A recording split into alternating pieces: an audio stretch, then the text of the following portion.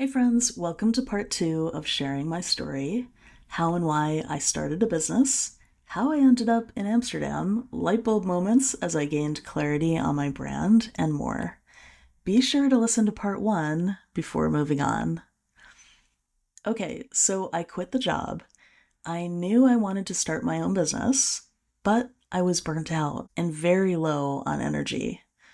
Plus, this was still early days in terms of being in Amsterdam. We were still furnishing our apartment, and we had this wave of family and friends coming to visit us, which was amazing, but also takes time and energy.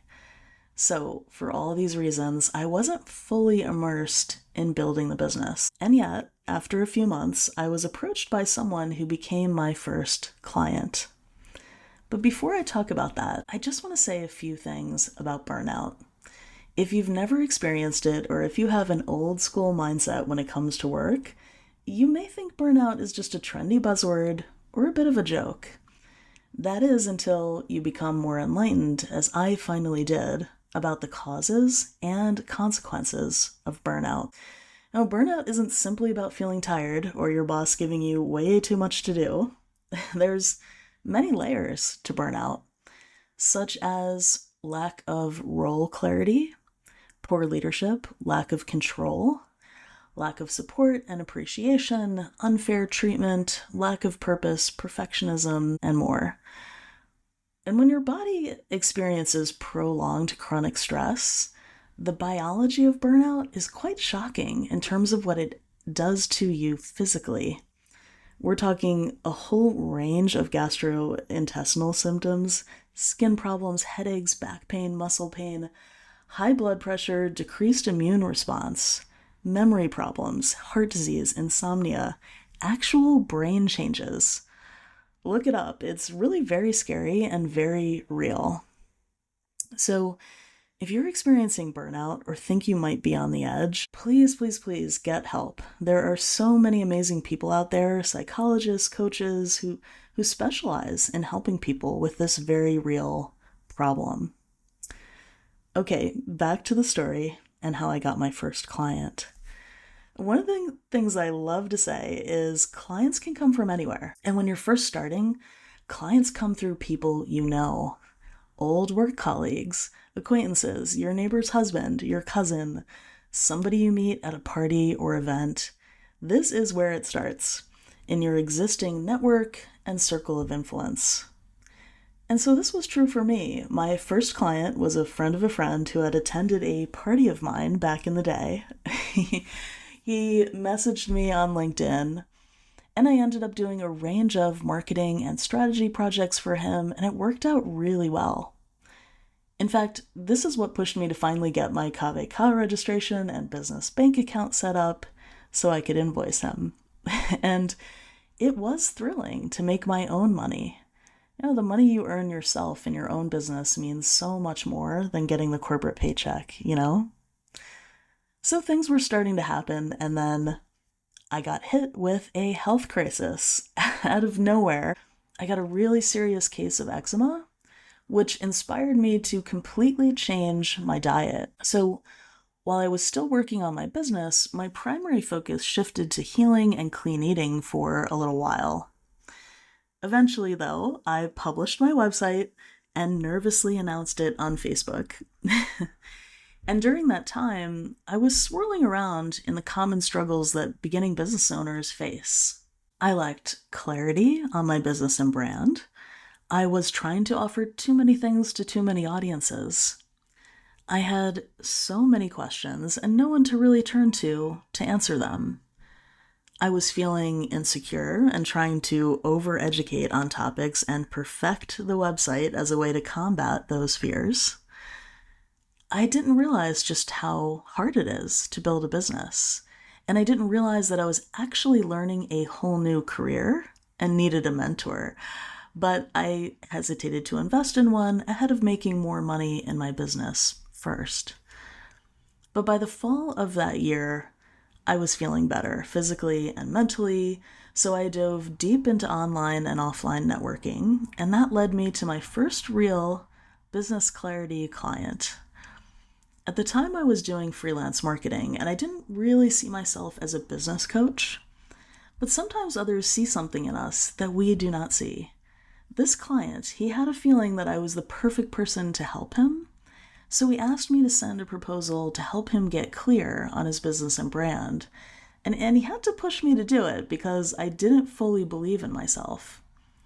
Well, he ended up getting the clarity he needed and was extremely happy with the results. And it was a real light bulb moment for me, too.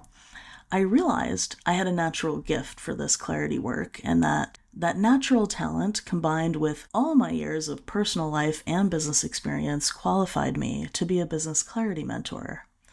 But it would take me a few more years to get confident enough to own it and call myself that. Meanwhile, I continued to sell myself as a marketer without a clear niche, and eventually it became exhausting because I had to keep adding pages to my website for everything I was attempting to sell. I had to keep creating custom proposals. Nothing in my business was set or systemized. Creating content felt nearly impossible because my services, audience, and message was all too broad and too bland. Plus, I was bumping up against the reality that not every one of those services was truly in my zone of genius. One day it dawned on me a very simple thought that changed my whole way of thinking as a creative, multi-passionate entrepreneur. I thought to myself, okay, just because I can do a lot of things doesn't mean I have to do all the things. My business and my LinkedIn profile and my website does not have to represent every single thing I have ever done and can do. Okay? My ego needs to let go of that idea in order to more effectively sell a specialized service, gain more trust, charge more, and simplify my business. And importantly, too, I started to see a few examples out there of other coaches who believed in the value of clear business foundations, in slow, sustainable progress versus growth hacks and the promise of a six-figure business overnight. And I saw examples of coaches who possessed a kind of quiet confidence and down-to-earth style versus selling a luxury lifestyle. And that inspired me to step closer to my purpose and sell in a way that felt true to me. I hired one of those coaches as well as a visual brand identity designer and evolved my brand to what it is today. A business clarity mentor who helps solo business owners get clear on their business, brand, and marketing. In episode 7, I talk about how I gained clarity on my packages and my unique way of working, and that was a journey as well. I think a common theme for me is finding the confidence to lean into my own way of working and being in business. So I would say find what works for you, and if it works well for both you and your clients, that's all the validation you need. Trust it.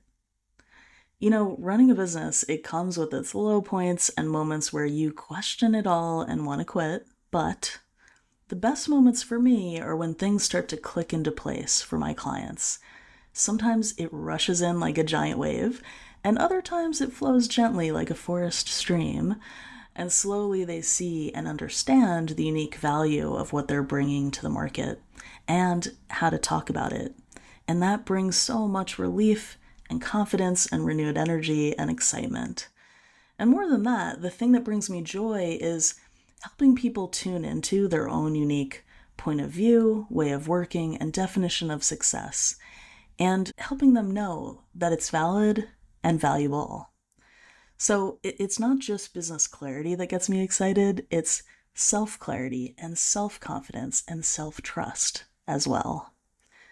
So I think there's this process you go through in business of first experimenting and then discovering what truly lights you up and what you're meant to do, knowing it and owning it, right?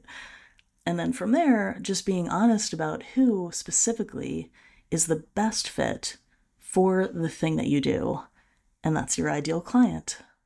So, my friends, those are some highlights from my journey so far. I can tell you that I'm far from perfect, and I'm still learning and evolving all the time.